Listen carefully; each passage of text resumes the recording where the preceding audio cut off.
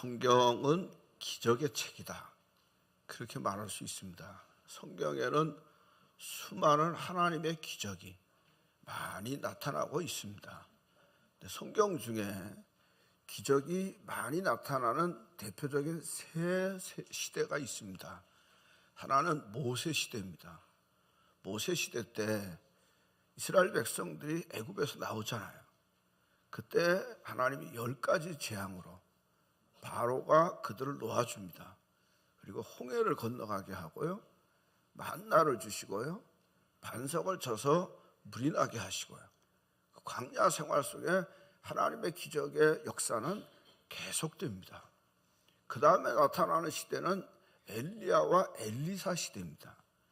엘리야 시대 때는 사르밧 과부의 죽은 아들이 살아나고요, 엘리사 시대 때는 한 여인이 이제 마지막 남은 음식을 먹고 죽으려고 했는데 선지자의 명령 따라 드렸더니 그 기름병에 기름이 쇠하지 않고 넘치게 채워지는 기적의 역사가 나타나는 걸 볼 수 있습니다. 수넴의 한 여인의 아들이 죽었는데 살아나잖아요.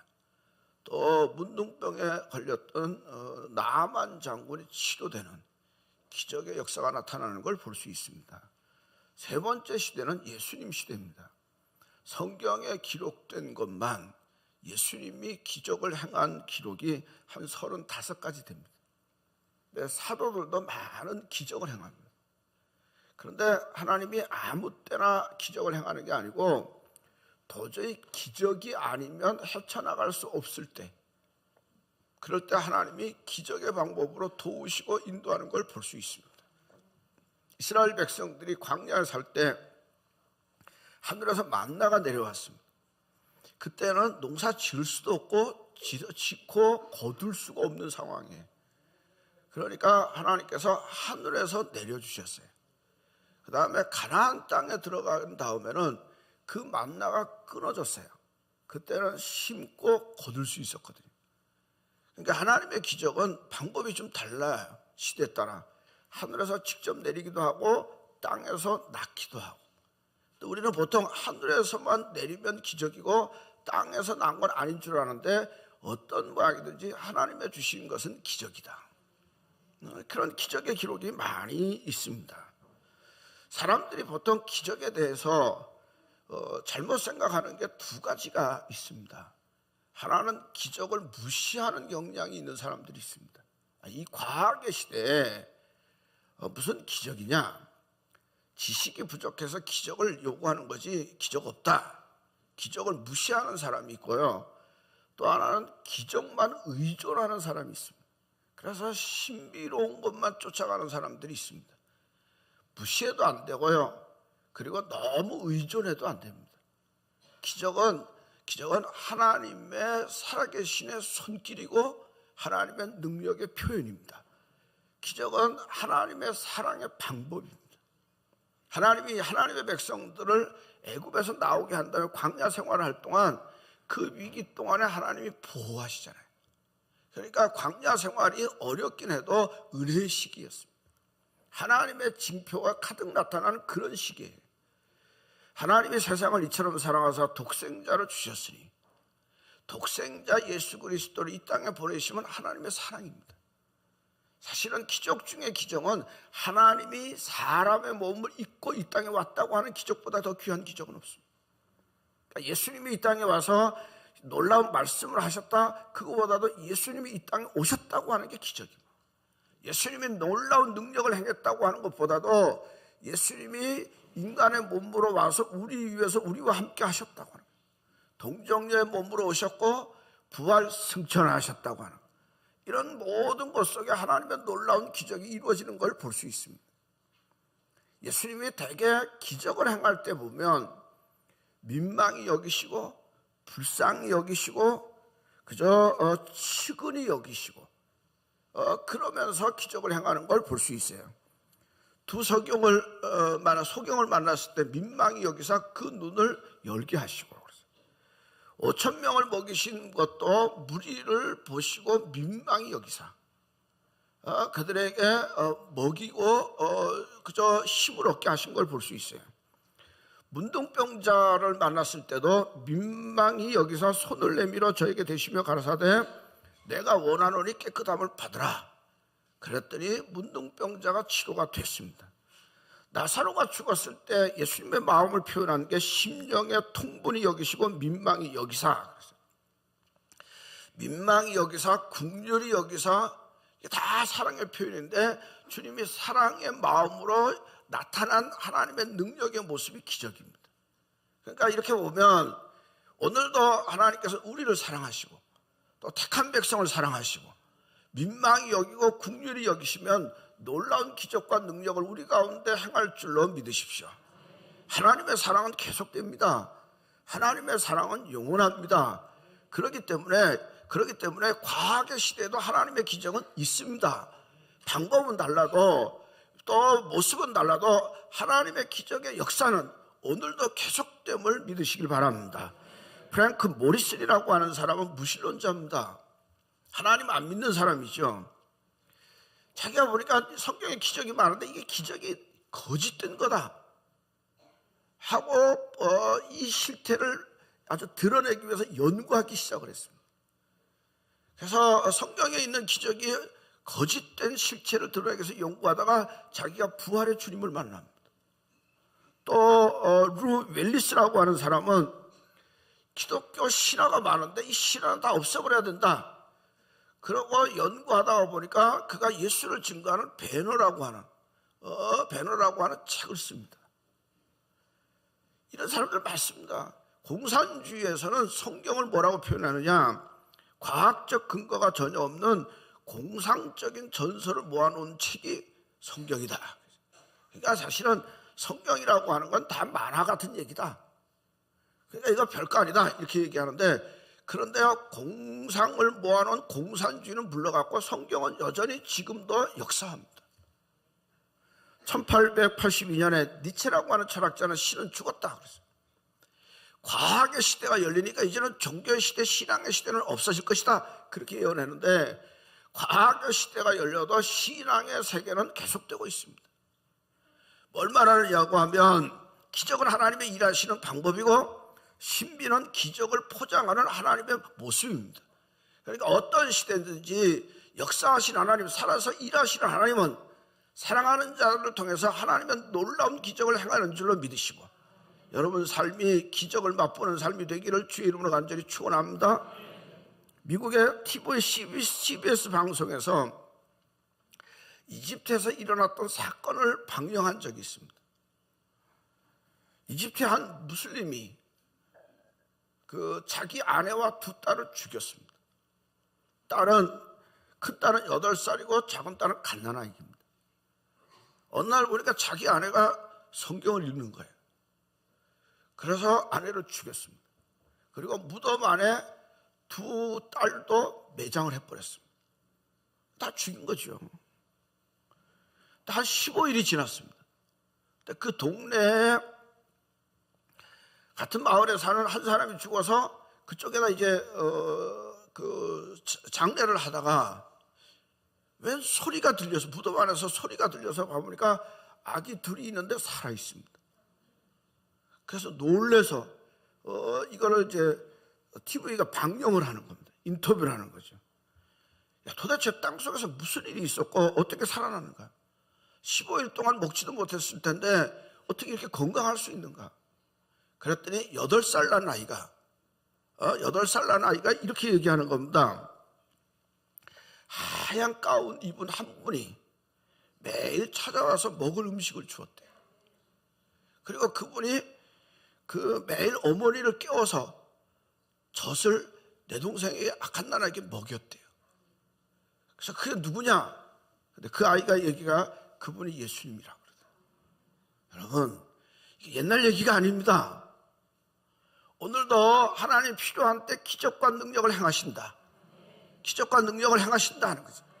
분명히 기적은 있다 하는 거죠. 오늘 말씀에 보면 기적이 어떤 것인지를 우리에게 잘 보여주는데, 기적은 주권자가 누구냐? 예수님이라. 예수님이 하시고 하나님이 하신다. 오늘 성경에 보면 사흘째 되던 날 그랬어요.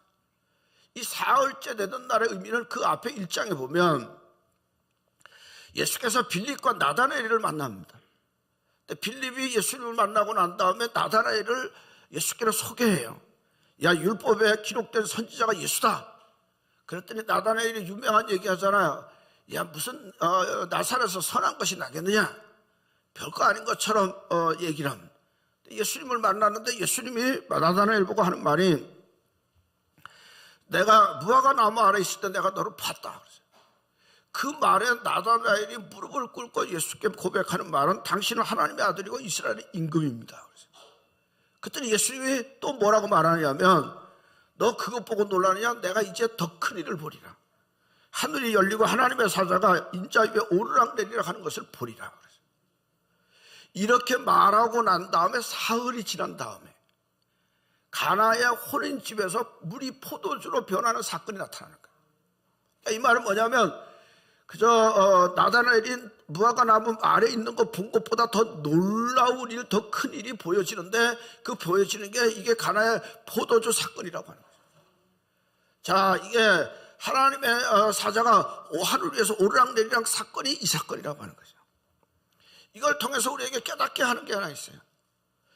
이 사건이 안식일 날 이루어진 게 아니라 평범한 날, 또 예배당에서 이루어진 것이 아니라 혼인 잔치집에서.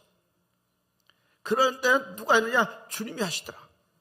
여러분, 분명히 아셔야 될 것은, 기적은 사람이 하는 게 아닙니다. 기적은 하나님이 하시고 예수님이 하시고 성령님이 하십니다.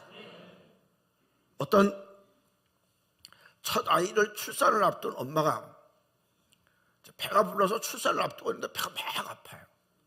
그래서 남편이 얼른 아내를 데리고 산부인과로 갔어요. 한참 있다가 의사가 나와요. 그래서 뭐라고 물어봤겠어요? 아들입니까? 딸입니까? 그랬더니 의사가 엉뚱한 말을 해요. 아니요, 배탈이에요. 배가 아프다고 아들 나오고 딸 나오는 게 아니다. 배탈로 배 아플 수도 있다. 우리가 생각할 때는 이때 기적이 나타나고 이때 이런 모양 저런 모양으로 나타날 것 같은데, 그거 잘 모르네. 기적은 언제 나타나냐? 하나님이 원하는 때. 어떤 방법이냐? 하나님의 방법으로. 그러니까 이게 사람이 만들 수 있는 게 아니고, 기적의 주권자는 예수가 하나님이에요. 자, 이게 물로 포도주를 만드는데 누가 하느냐? 주님이 하시더라. 그런데 기적의 내용이 뭐냐? 물이 포도주가 되더라. 그런데 그 포도주가 처음보다 더 좋은 포도주가 되더라. 그런데 이 말씀의 3장에 나가보면 예수님께서 니고데모와 만났을 때 뭐라고 말하느냐면, 예수께서 대답하시되, 사람이 물과 성령으로 거듭나지 아니하면 하나님 나라에 이를 수 없느니라 그랬어요. 거듭나야 한다고. 다시 말하면 놀라운 기적은 변화예요. 물이 포도주로 변하듯이, 더 좋은 포도주로 변하듯이 사람의 심령의 변화가 기적이에요. 여러분, 예수 안에서 변화된다고 하는 게 참 중요합니다. 진화론자인 다윈은 이런 얘기를 합니다. 모든 생물은 가만히 있지 않고 변화된다고 하는 거죠. 그를 둘러싸고 있는 환경에 의해서 변화된다고 하는 거예요. 변화될 때 변화되지 않으면 그 종자는 멸종하거나 아니면 새로운 것으로 나타난다고 하는 거예요. 힘이 있고 강하다고 생존하는 게 아니고, 변화될 때 변하지 않으면 죽는다고 하는 거죠. 자, 그의 연구인데, 우리가 신앙 안에서 놓고 보면 사실은 신앙생활은요, 변할 때 변해야 살아있는 믿음이 돼요. 교회만 다니는 것으로 만족하지 말고 예수 안에서의 변화가 우리 안에 있어야 살아있는 믿음, 생명력 있는 믿음이 되는 거예요. 그런즉 누구든지 그리스도 예수 안에 있으면 새로운 피조물이라, 이전 것은 지나갔으니 보라 새 것이 되었도다. 예수 안에서 새로운 피조물, 새로운 역사, 새로운 것이 내 안에 이루어져야 돼요. 여러분, 시몬이었으면 주의 제자가 안 돼요. 시몬이 주의 제자로 베드로가 되니까 주의 제자가 되고 수제자가 되는 것이. 변화되지 않았으면 그냥 갈릴리의 어부밖에 안 돼요. 보통 말하기를 사울이 바울이 됐다 이렇게 얘기하는데, 그건 이름의 표현의 방법이 다른데 그 정도의 사람이 바뀌어졌다고 하는 얘기죠. 바울이 변화되지 않았으면 평범한 뛰어난 사람이기는 하지만 역사의 인물이 안 돼요. 그런데 그가 예수님 만나고 변화되니까 복음의 사명자가 되더라고 하는 거죠. 여러분, 신앙이 내 안에 있을 때는 변화가 이루어져야 돼요. 생각이 변하고요, 가치관이 변하고요, 인생관이 변하고요, 인생의 목적이 바뀌어져야 돼요. 그게 기적이에요. 사람이 하는 게 아니라 성령이 만져주고 하나님이 만져주면 놀라운 변화의 증거와 역사가 내 안에 일어나게 될 줄로 믿으시라 이거죠. 그래서 내 안에 심령의 변화가 일어나야 되고요, 인격의 변화가 이루어져야 돼요. 세상만 향하던 내가 주를 향하는 것으로 바뀌어져야 돼요. 내 중심의 삶이 하나님 중심으로 바뀌어져야 돼요. 저주는 끊어지고 하나님의 축복과 은총이 내게 약속된 줄로 믿으셔야 돼요. 실패와 절망은 다 물러가고 예수 안에서 복되고 성공의 놀라운 역사가 약속된 줄로 믿고 믿음의 확신을 가지고 나아갈 줄로 믿으셔야 돼요. 여러분, 예수 안에서 변화되시길 바랍니다. 물이 포도주로 변화된 것처럼, 더 좋은 포도주로 변화된 것처럼 내 인생의 삶의 변화는 하나님이 하시는 거예요. 성령이 하시는 거예요. 이거보다 더 큰 기적이 없어요. 이 기적을 맛보시기를 주의 이름으로 간절히 축원합니다. 그런데 이 기적의 통로가 어디서 생겼느냐? 기적의 통로는요, 믿음과 순종이에요. 자, 보세요. 오늘 말씀을 보면 예수님이 시켜요. 돌 항아리 6개 물을 채우라 하는 거죠. 물을 채우라. 그런데 사실은 포도주하고 항아리하고 상관없어요. 포도주 항아리에 포도주를 채우라, 이건 맞아요. 그런데 물 항아리에 물을 채우라 그랬어요. 근데 이 물은 그 당시에 보통 주인이나 손님이 왔을 때 발을 닦는 물이에요. 발을 닦는 물이에요. 물을 채우라는 거예요. 아니, 지금 포도주가 떨어졌어요. 그런데 물을 채우라는 거예요. 이건 불합리하고 말도 안 되는 명령이에요. 그런데 놀라운 거는 이 하인이 이걸 하더라고 하는 거죠. 굳이 하인이 해야 할 이유가 없어요. 아니, 잔치하다가 포도주가 떨어지면 주인이 황당한 일이지. 하인은 뭐 황당할 일이 없어요. 포도주 없습니다. 그럼 끝이지. 그런데 물을 채우라 하는데 물을 채우는데 아구까지 채우더라. 더 놀라운 건 뭐냐? 갖다 줘라. 갖다 주라고 하는 건 포도주가 아니고 물이에요. 여러분 생각해 보세요. 아니, 손님들한테, 포도주 먹은 손님들한테 물 갖다 주라. 물 갖다 주면요, 죽어요. 이런 황당한 일이 없어요. 그런데 놀라운 거는 이 하인들이 물을 갖다 주더라는 거죠. 근데 놀라운 거는 물을 갖다 줘서 물을 퍼주는데 그게 포도주더라. 근데 더 좋은 포도주가 되더라는 거죠. 여러분, 기적은 하나님이 하셔요. 기적은 예수님이 하셔요. 그런데 기적은 누군가를 통해서 하셔요. 누구를 통해서 하느냐? 믿음의 말씀에 순종하여 행하는 자를 통하여 하나님의 기적과 능력의 역사가 나타나는 줄로 믿으시라 이거죠. 성경에는 이런 말씀들이 너무너무 많아요. 너무너무 많아요. 열왕기하 5장에 보면 아람 왕의 군대 장관인 나아만이 문둥병에 걸렸잖아요. 포로된 소녀를 통해서 선지자 엘리사로 소개받고 엘리사에게 가잖아요. 엘리사가 자기를 환영할 줄 알았는데 요단강에 가서 7번 씻으라 이러는 거죠. 이건 말도 안 되는 소리예요. 요단강이 깨끗한 물이거나 신비로운 물이거나 그런 기적의 역사의 장소라면 할 수 있지만 그렇지 않아요. 또 요단강 같은 물은 자기 나라도 많이 있어요. 이게 도저히 할 수 없는데도 불구하고 하다 여러 상황을 통해서 들어갔다 나왔더니 씻어지더라. 문둥병이 깨끗하여지더라는 거죠. 여러분, 중요한 거는 기적은 하나님이 하시지만 맞아요. 나아만이 그 명령에 순종하지 않고 들어가지 않았으면 기적이 일어나지 않았어요. 기적이 일어나지 않았어요. 아브라함 믿음의 조상이에요. 믿음의 조상이 될 정도로 처음부터 믿음이 다 좋았느냐? 무슨 말이든지 순종을 다 했느냐? 그렇지 않아요. 아브라함 실수 많이 했어요. 하나님이 그에게 제일 큰 선물이 이삭을 준 거예요. 백세의 아들을 줬잖아요. 근데 그에게 제일 어려운 시험이 이삭을 바치려는 거예요. 아니, 하나님 귀한 선물을 줘놓고 그걸 바치려는 거예요. 말도 안 되는데 아브라함이 하잖아요. 그렇게 했더니 여호와 이래 하나님이 준비하시더라.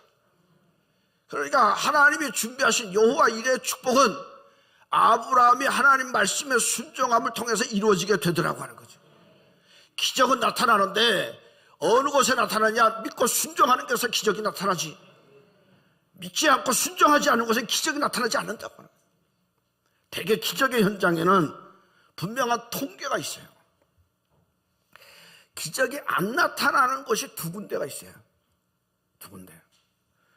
성경을 많이 아는 사람들 속에는 기적이 잘 안 나타나요. 성경을 많이 아는데 왜 잘 안 나타나냐? 성경을 많이 연구해서 복잡하거든. 또 하나, 오래 믿은 사람 속에는 기적이 잘 안 나타나. 왜? 계산이 많거든. 여러분, 모태신앙이라고 하는 건 축복입니다. 내 부모의 태 속에서부터 예수 믿었다고 하는 건 택정함을 받은 것이고 놀라운 축복입니다. 그런데요, 모태신앙이 오죽하면 모태신앙이 될까? 심령이 변하지 않으면, 신앙의 징표가 없으면 아무 기적이 나타나지 않아요.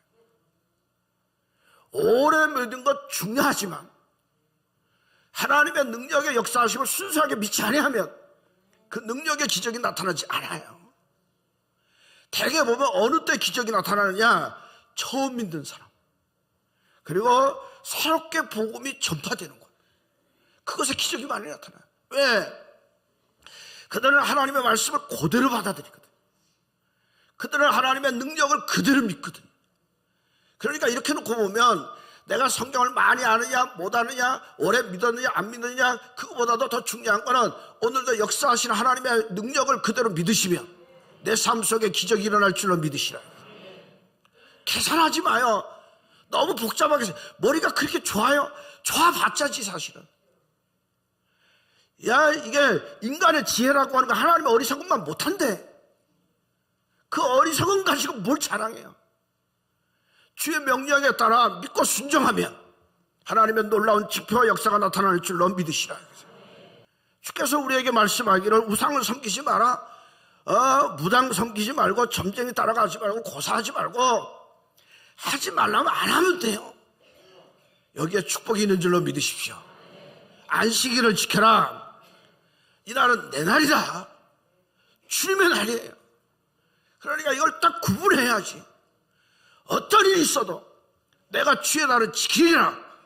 그렇게 나가면 하나님이 감당할 능력을 더하여 주시고 은혜와 은총을 더하여 주실 줄로 믿으시라. 믿으시라. 11조를 하나 채워줄 것이다. 그게 주의 약속이죠. 그대로 하면 되지. 계산한다고 되는 게 아니에요. 만약에 이 말씀이 틀렸으면 한국의 기독교 100년 역사는 다 무너졌을 것입니다. 기독교 2000년 역사는 다 무너졌을 거예요. 여러분, 주의 말씀대로 행하여 기적을 맛보시기를 주의 이름으로 간절히 축원합니다. 지난주에도 말씀드렸죠. 성프란시스의 얘기, 제자로 왔을 때 배추를 심을 때 거꾸로 심으라. 거꾸로 심으면 되죠. 그러면 책임을 하나님 지시고 역사는 하나님이 하시더라. 여러분, 순종하여 기적을 맛보시기를 바랍니다. 순종하여 기적을 맛보시기를 바랍니다. 순종하여 병만을 물러가시기를 바라고, 가난에서 벗어나시기를 바라고, 실패해서 성공으로 바뀌어지시기를 바라고, 정말로 성품의 변화가 이루어지는 놀라운 축복과 은혜가 이루어지기를 주의 이름으로 간절히 축원합니다. 팔과 다리를 다치면 굳어집니다. 그러면 물리치료를 하면 잡아 이게 풀어집니다. 물론 치료할 때 어렵습니다. 치료사 따라서 피고 치료하고 치료하다 보면 어느 순간 펴지고 걷습니다. 순종도 그렇습니다. 순종 쉬운 것 같지만 쉽지 않습니다. 믿음으로 하십시오. 믿음으로 하면 펴지고 열려지고 걷게 되고 뛰게 되고 하나님의 살아 놀라운 역사하심을 체험할 줄로 믿습니다.